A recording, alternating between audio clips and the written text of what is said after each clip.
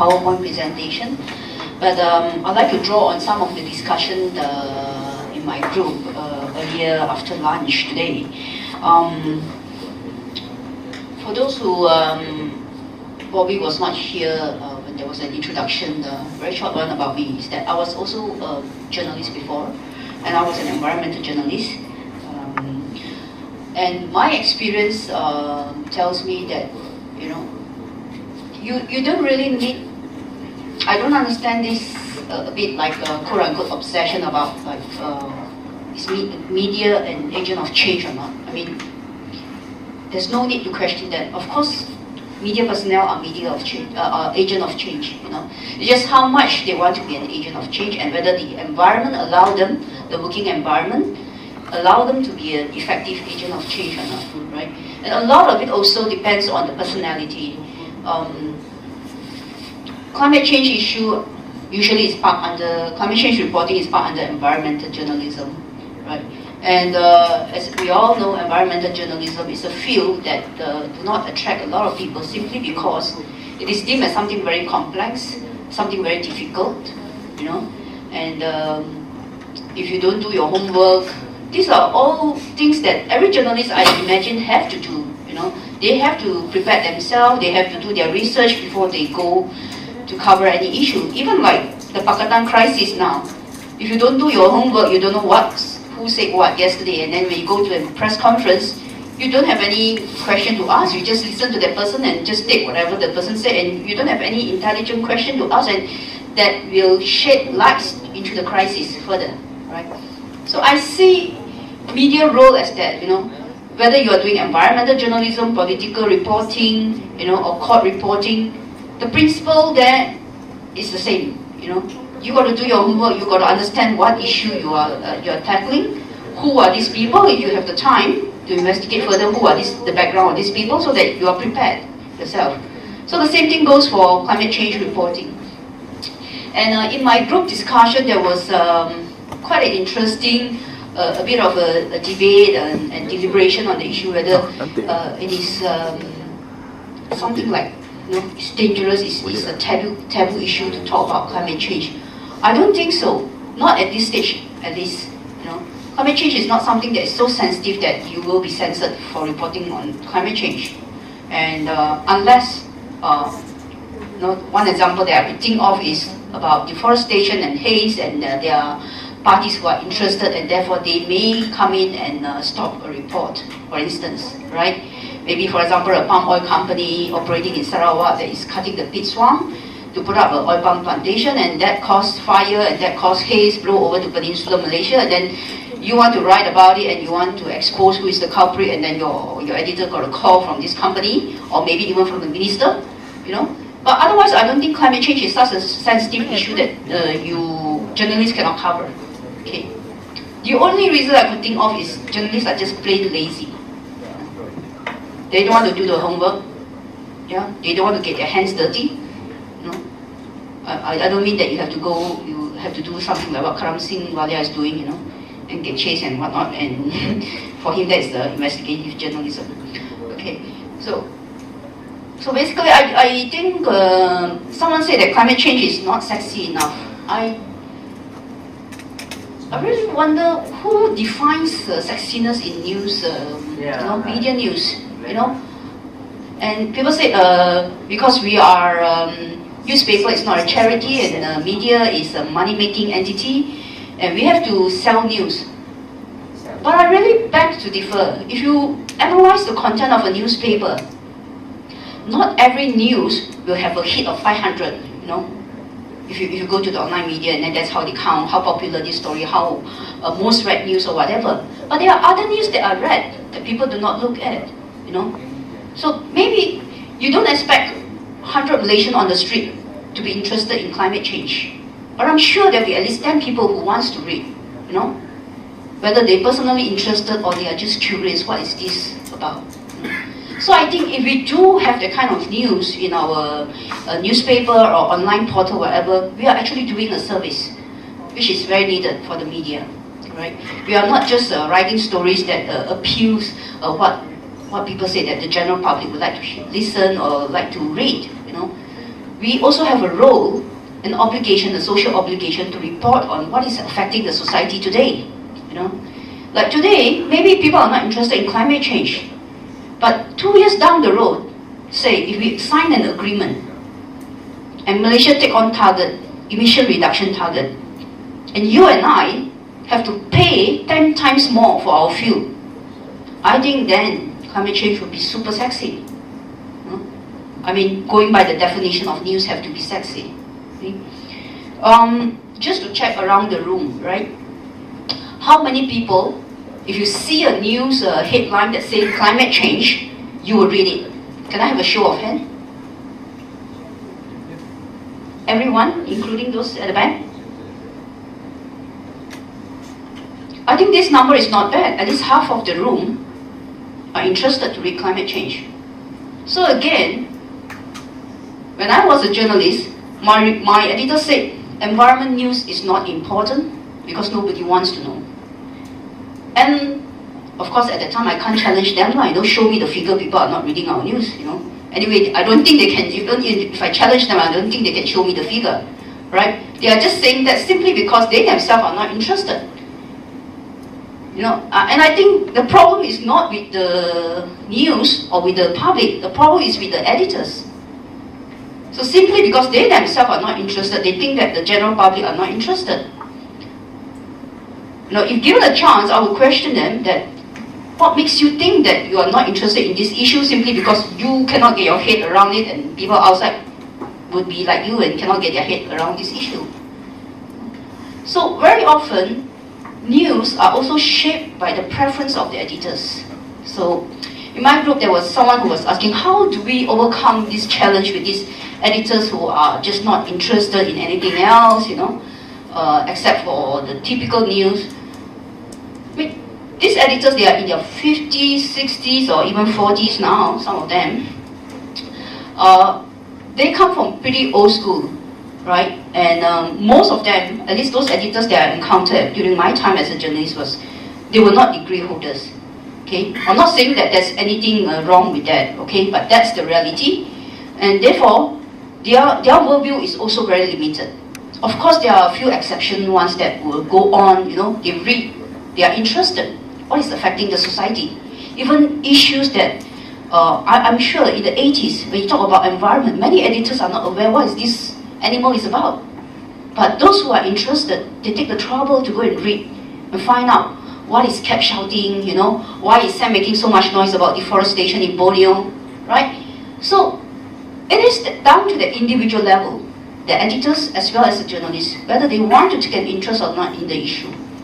So, yeah, so I think the challenge of journalism, again, is if there's a journalist who are interested in this kind of issue, they need the kind of enabling environment that encourage them to continue to report and continue to develop their skill, develop their knowledge, right? And unfortunately, during my time, I see environmental reporting as something that is like, really like, the stepchild. In many newsrooms, environmental reporting is not important. You are only important when something happens. Like you were saying about, how you deal with disaster risk management. Yeah, you're only important when something happens. But it's really a sad state of journalism development in Malaysia when that is how they treat news, environmental news. If you look at, in developed country, big newspaper like Guardian, they have environmental desks, they have environmental editors, environmental commentators, very, very lively, right? Yeah, that's because they are given that space to grow. They are given that recognition, but not in Malaysia. In the 90s, that's how I see the environmental journalism boom in Malaysia. But 10 years after that, it dwindles, right? But very interestingly, at the same time, 15 years about that, in the early 2000s, I can see that there are many youngsters who graduated from university who have the environmental consciousness and awareness. Now they come into the newspaper, they want to do environmental reporting. But the environment then is very, very different. It's not so encouraging anymore for environmental journalism, right? And I believe that this group of graduates, they were the one who's been reading the NST or the Star at the time that was reporting a lot on environmental issue. And that's how it created that awareness. So never, never, ever negate the power of the media, right? It is there, okay? And yeah, it is how we perceive, or rather how the editors perceive that environmental journalism is not serving any purpose at all, right? And unless they show me empirical data, I would never believe what they say. You know? For me, it's they are just trying to, dismiss my concern or how important environmental journalism is. So, yeah. So I think I will just stop here, and I imagine this panel to be something more interactive. So I would really encourage, the participants here to ask questions and to share their thoughts as well. Thanks. Thank you, Hilary. It would seem, just to quickly summarize before I ask for questions around, it would seem that the overall premise of this seminar is that awareness of climate change starts from a responsible media and responsible media personnel. I, on the other hand, as chair, would assert that that's a false premise in many ways, because the responsible media personnel in any kind of social, political, cultural context, I believe is a consequence of wider factors.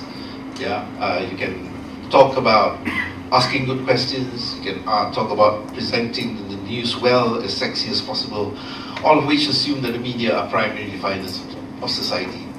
Invariably, as we look at Malaysia, as we look at other countries in Southeast Asia, in the whole world, the media are not primary definers of society. The media very much are part and parcel, or actually are secondary definers of society, depending on the power structures in that society. I mean, media organizations are not autonomous institutions. Media organizations are either controlled by political forces, or they're controlled by economic and commercial forces, or a combination of both. Yeah? Studies on Malaysia and other countries indicate that. So I think one can talk till the cows come home about the premises, this premise that, we're talking about burning questions for the media, assuming that the media are not addressing the burning questions, and that the media can address those burning questions. That precludes altogether, that dismisses altogether, I feel, the power structures at work. Why climate change is not seen as a consequential issue, I think, why it is not priority, I think one has to look at, again, power structures in any society. Yeah? So sometimes we tend to mask the real issues at stake, I believe, given my own particular ideological perspective, by looking at minor faults, as it were, the problems with media organizations, the problems with media personnel. Because, like I said, responsible media is a consequence of wider factors, and this leads to editorial control, right? Editorial control in terms of what is prioritized and what is not. And again, those editors are not exactly pure entities. They're socialized in many ways, as part and parcel of that whole hierarchy of control. So that's, and there are other factors as well. A very conservative education system, for example. All these wider factors, I feel, perhaps has been addressed, but I think should be at the top of the pecking order in terms of trying to understand why burning questions of climate change perhaps are not addressed or are seen as insignificant in the context of Malaysia. That's my 2 cents worth. So now I open it to the floor for questions, for comments, for ideas.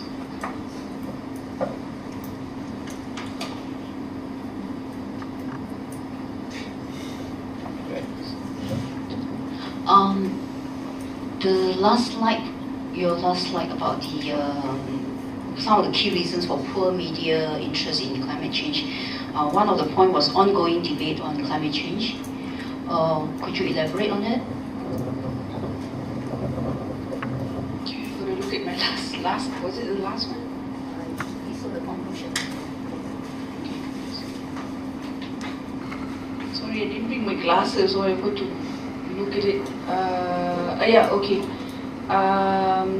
This goes back to, I think, one of probably my third or the fourth slide, where the debate itself, I think, is confusing to lay people. So when they actually look at it, I mean, they're not scientists, so they can't very well work out the validity of certain conclusions or observations made by people who claim to be scientists or from scientific organizations. So I think for a layperson, even for me, when I try to follow the debate on climate change, there's some who say that it is happening, some who say that it's not happening, some who say that it's because of political reasons, and anyway it's in the developed world, and why is it, why do we need to be bothered about it in the developing world? So there's a mass of confusing statements and views, which make it difficult for somebody, at least on the surface anyway, to be able to understand what the real facts are. Yeah, so it is about climate science, right? Not about the political discussion, the political negotiation.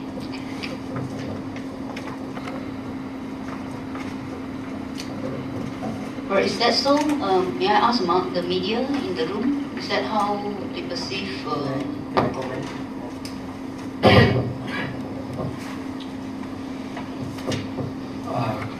Afternoon. This debate about climate change, I like to follow this debate in internet and then YouTube and all that. There's a lot of video production as well. That one side is saying that climate change is happening, and one side is saying that it's just a big conspiracy. And then of course, when you hear the words conspiracy, it's like maybe doubtful, but they have facts, they have numbers, and it is also connected politically. It's all about money, you see. I just give an example of one debate is about climate change, so we need cleaner energy, hence people sell more solar panels. So country who's making more solar panels make more money by scaring other people about climate change. Now I personally do not agree or disagree, but this is just some of the debates. We don't want to touch about aliens and all that, but some of the conspiracy theories are quite convincing, especially to young people. And then they believe a lot, and one answer that I always get when I debate with younger generation, the students who knows about this conspiracy theory is, they say that all they know about climate change is from the media. And then they come back to me and ask me, all we know about climate change is from the media. Media is telling us this, Earth is getting warmer and all that. We can feel the warmth. But what we read from the internet is getting hot because of solar flares from the sun. But this is not reported in the media. But the media is telling this is because of this, da da da da da. And then they come back to me and say, who owns the media? The government owns the media. Who owns the government? The banks. So this is the theory, young people. You see, this is one of the challenges that I face, and some of us maybe face when we talk about debates on climate change. Thank you.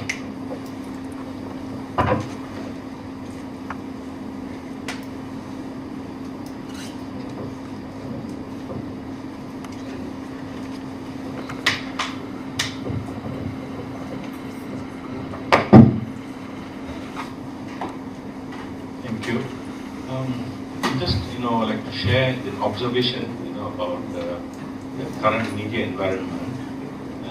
Let's get the panelists to give their views on this. As someone who has been trying to, get coverage for, not just environmental issues and specifically climate change, but also all kinds of social issues, from whether it's human trafficking or any other thing that ought to concern right-thinking people, I find that the media environment, meaning the operating environment for the media, is not very encouraging, because partly it's a very complex problem, as Prof.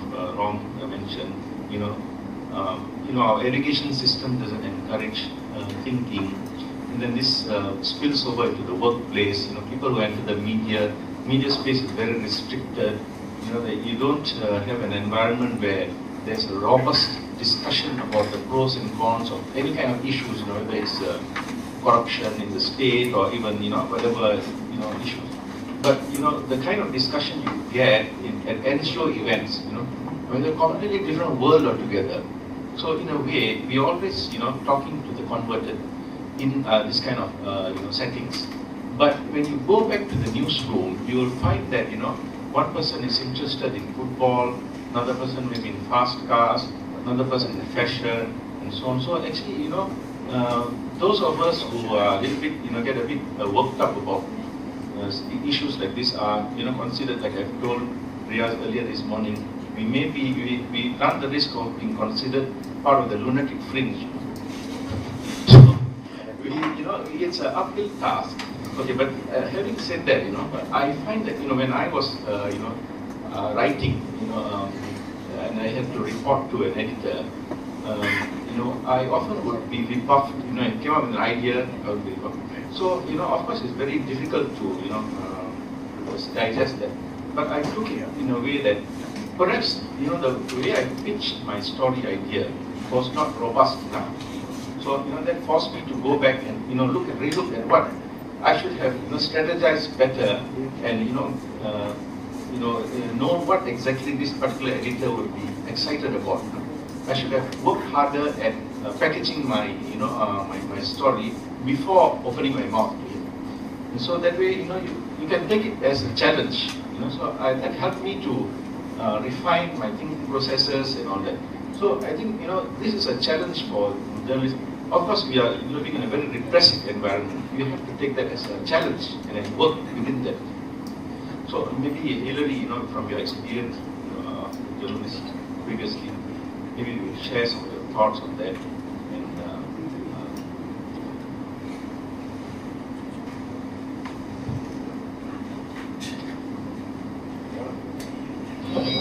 Actually, I think I'm a very bad example. The fact that I have left the profession says a lot, isn't it? Yeah. It's not a very encouraging environment to work in, and your work is not appreciated. And when I was a feature writer, I don't get assigned, and most of the time I look for my own story, and I love doing that. And yeah, but another thing is that it's not so much about the state control over the media. The corporate control at the time when I was leaving the Star was getting pretty bad. The advertiser can call up the editors to stop a story. So it's getting really frustrating then when corporate control comes in. When state control, we can understand. I mean, not making excuses, but we try to work around it. When corporate control come in, and then you have your editor saying that this is our big advertiser, we cannot say such thing. For me, it's just pure rubbish. Yeah, I can sum up this so much, but I'm not going to live under that kind of repressive. I mean, for me, it's just nonsensical and idiotic, just pure idiotic. So I don't know. I guess for every individual, it will come to a point when they realize that enough is enough, and they will have to walk out. So in that sense, the media organizations doesn't realize that they have invested, indirectly in this person for so many years, and this person have accumulated this kind of knowledge and skills and contacts and networks that you are losing this person. They don't see it that way, simply because the editors themselves don't appreciate the kind of value that that this person can bring to the organization, to the publication. And do they really check around and ask around who are actually reading this thing? No? I guess I can proudly say that You know, among people who read environmental news, not people who read the Star newspaper, I was one of the Star, people who read environmental news, some of them just buy the Star just for the environmental news on Tuesday. That says something about the stuff that we are writing. But then the editors or the management, the higher up management, they don't see it that way, you know, simply because they themselves don't read it, so they think that people are not interested. So, as an organization, I think if they do an audit or something, and they will realize that they are losing talents, quote unquote talents. I mean, we are not like super talent or whatever, but we have the years of experience, we have gained the knowledge, we have gained the, you know, the kind of contacts, and we know when something went wrong, we know what is wrong, you know. So, yeah, but I guess it's really up to the individual, you know. And I feel sorry for you if you have to go back and repitch your story, you know, just to make it more sexy or whatever. For me, it's like I just can't be bothered.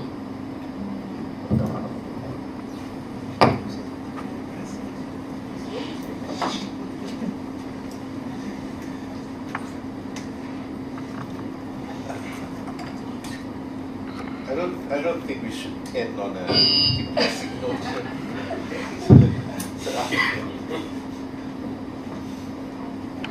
I was just saying, I don't think we should end the discussions on a depressing note. Yeah, many stories to tell. One of the things, I have always had to engage the media. You know, Barnett Moses could remember how I used to be involved in an organization in a small town, Nipo. I mean, this is KL, and you are talking about media and journalists in KL. When you are from a small town, and you need to know, you know, get your news of something what's happening in Perak or in Kedah or whatever. You know, it's, you know, you send a press statement, yeah, and you will have to follow up with a call. Many calls. So one of the biggest challenges, you know, I'm talking of, I can understand Sabah. It's worse in Sarawak. I don't know, some editors are here. I mean, what kind of, what you call when you receive a press statement? First it goes, it's always said you address to the news editor. And then you have to call and find out. It's better if you know the name of the news editor who is on duty. So you personalize it a bit. And then you will, you know, then they will tell you that, you know, I'll call and ask, you know, have you received? And even today, they will tell you send via email, no more fax, yeah? No, we haven't received. And this has happened even when I was from Transparency International as recently as what you call a year or less ago. The challenge, this is one of the major challenges of engaging the media because they are so swamped. You know, journalists and editors are so swamped with all kinds of news that they find it so difficult to, you know, give priority to whom. And you're right, if a minister had come, somebody said this morning, I think, if a minister had come, I mean, the coverage that this event would receive would be one line. It would be what the minister would have responded to some press questions. Yeah. So engaging the media in itself is a major challenge if you're in a small town. So how do you go about it? I think one, and this is where I found some strategies useful. It's good to get to know journalists. Journalists who cover various news. If it's an environmental desk, you know, you get to know the environmental journalist. If it's on what you call women's rights, then you know the women's section. Personally. Yeah, personally. Give them a call, get to know them personally. That's one way. Better still if you know the editor. Yeah.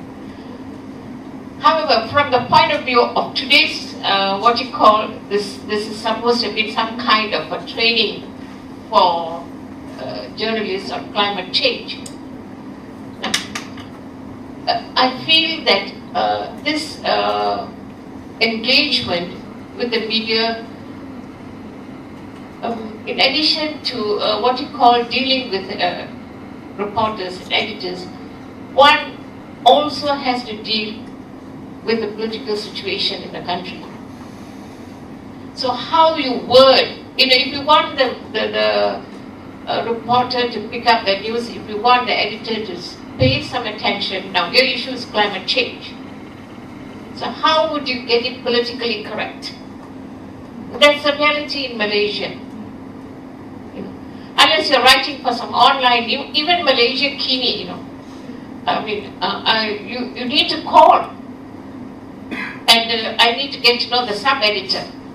In Malaysia Kini, you better reach out to the sub-editor before you reach out to the main. And have you received it? So these are some of the challenges in engaging the media. Now, from one of my appeals to, I don't know how many media here left, is at what point I would appeal for some kind of specialization desks. This is where, I think a very useful way, but I do not know. When you come in, Raja, tell me, when you come in, do you sort of kind of assign journalists just generally, or do you also give them opportunities to specialize?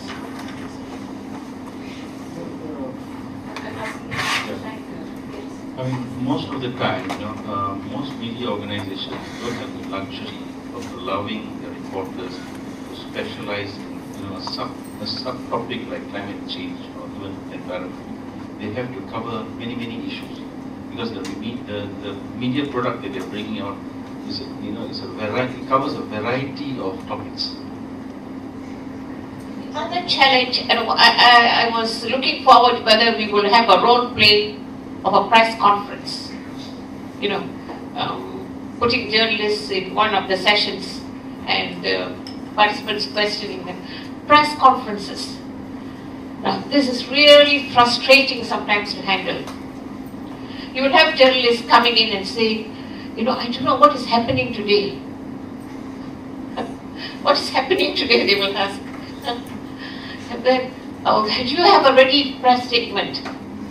And if it is something like announcing the index for an index, how Malaysia has performed in the corruption perception index, you don't want to give the release first. You want that surprise element. You will say everything you have to say, and then Malaysia has been sliding down this year or something like that. Then you give a no, and they don't come prepared. And I think someone said that do research and forget about doing research. They do not come prepared, and this is one of the major weaknesses of journalists. The other thing is, at what point, for example, if you're holding a press conference, you're going to invite media. I don't know what are the guidelines. Do you send your invitation 3 days, 1 week? I was told never send 1 week, nobody will send it. Never send 3 days, maybe the night before.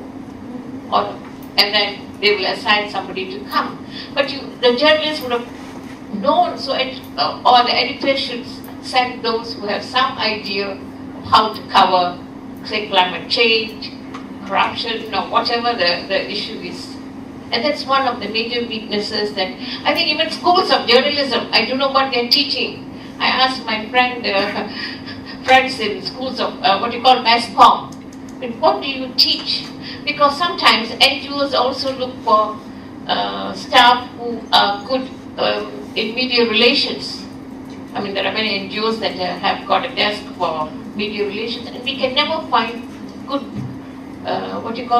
capable staff in managing media or writing press statements and so forth. This is the other weakness. So I think from engaging media, one, journalists are not prepared.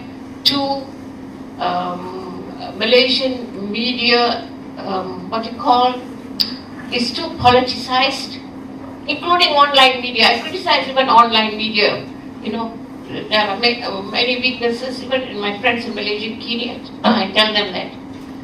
The other, too politicized. The other thing, I agree with the corporate influence in the media. One very good experience I had, I will not name the journalist, but it was the Straits Times. He had done a good report on one of the issues we were working on pesticides and chemicals, with research. And it was going to be a one-page, the editor had promised him one-page coverage with photographs and everything. That night I got a call, it was supposed to appear the next day. The journalist called and said, I'm sorry, everything was done. My editor came back from a game of golf. And he had played golf, editor had played golf with the head of the chemical company. And it was ICI at that time. And said, sorry, spiked the story. Is that the word? Spiked the story.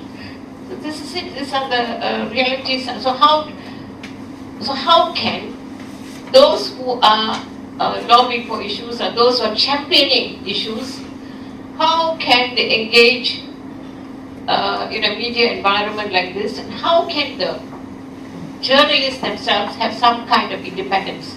I think that I didn't,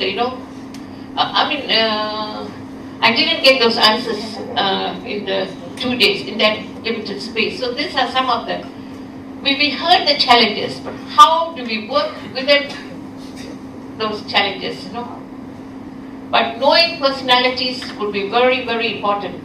I think the moment I got to know Kade Jassim, when he said come and see him in the office, someone from Ipoh, somebody unknown, activist from Ipoh getting an invitation from Kade Jassim was something really big.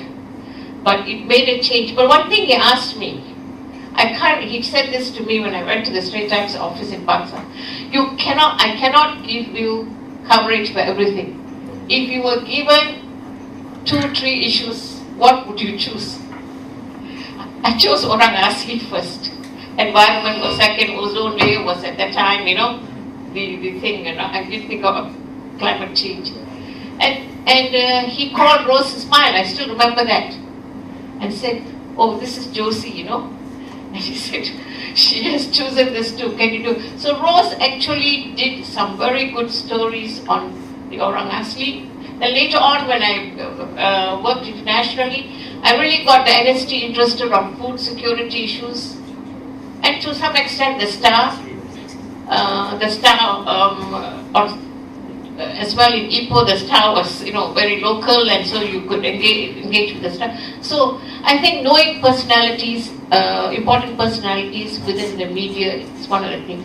And finally, I would urge schools of institutions and schools of communications also to raise up the standards. Raise the bar in relation to writing and internships, provide your communications students internships with organizations working in specific issues. NGOs sometimes get requests from overseas, from Canada, from even the US, that we are sending 2 trainees or whatever to work on issues related to Malaysia. But from local universities, I don't know, maybe Professor Rong or the others who teach, give these opportunities to journalism students, so that, as you said, raise the bar in writing, in understanding the issues, and in asking right questions at press conferences. So the next session AIDCOM has, or next time you have this, try to have role play, handling a press conference. So these are some of my thoughts. Sorry for too long. Thank you. Okay, thank you. Well, it looks as though we've got more questions than answers. Maybe the next. Sorry? The panelists can answer some of them. Yeah, do you want that? We can't spend too long though. I'll take one more, and then I'll leave it to the panelists to respond to those they feel they can respond, and then we'll have to wrap up the session. Yeah, I'm afraid, because it's already all past 5. Sorry for taking the floor again. But Dato Sri, I'm going to put you on the spot. You know why? I think Hillary and Raj, they have raised some very important points. Hillary, I think, has raised the point on corporate control and political control. Now, from the editor's perspective, you have been at the top of your profession. How would you respond? How did you respond to these issues? What challenges did you face when handling these sensitive issues? That perspective would be complete in a way. My job, for instance, is made easier by the fact that we are not controlled by corporate organizations. For example, the Star and the Straits Times, the Star especially, they would have to look into the interests of the big advertisers, where the Star is the most profitable newspaper industry in the history of Malaysia. The most profitable newspaper in the history of Malaysia. So the editors is an unwritten one, I think. They can't publish something negative about some of the big advertisers. But in Bernama, because we don't have any advertisements, so my job is made easier. But my criterion to my reporters is, if anything, there must have the news value. Sorry, that's what I'm trying to say. The news value of it is the bottom line.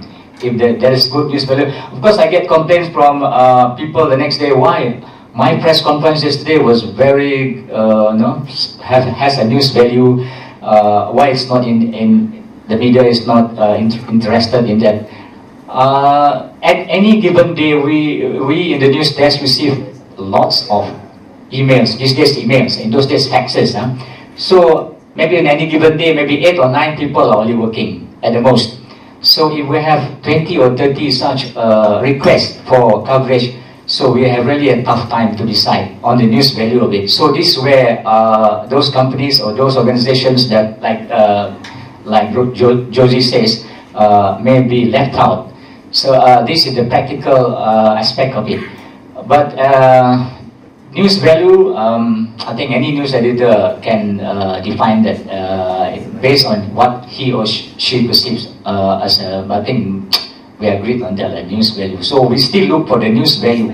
Some less news value. For example, Josie is now working in Bintulu. There's a lot of stories there, I think, which has news value. But Bintulu, I don't think they have many reporters. Media in Malaysia is still KL-centric though, because most of the reporters, unfortunately or fortunately, are in Kuala Lumpur in the Klang Valley. So that's why Selangor gets the degree of reporting in Selangor is rather high compared to any other states, because in most of the states they have very small staffing strength or staff strength. So I guess, but I totally agree with Josie that you have to cultivate on a personal basis. Like she knows Khadija Yasin and she gets a lot of maybe coverage from NAST. We are also very human. We are very human beings. I mean, very human in the media. If I think the bias is up, if he or she knows that NGO leader, there's still a bias to cover her. I mean, based on news value. So news value is important. If you call for a press conference, please do some research whether what you are going to tell the media, in your opinion, has a news value or not. Because otherwise, it gets lost somewhere, or it gets evaporated somewhere because of this consciousness for news value. Yeah. Thank you very much. What determines news value? Yeah, the comment on that, Yeah. my comment would be, you say news values are practical in nature. I would say news values are ideological in nature. Yeah, and I think it's very, very obvious. There's been many studies on news values. Yeah. Yes, and news values are in many ways, in Bernama's news values, would be very, very different from, for example, from TMI's news values, for example. So it is ideological in the sense, it's not practical. Okay. That's true, yeah. Okay, that's it, I guess. So I would like to thank the panelists for their presentations, and I think we should show our appreciation in a normal way.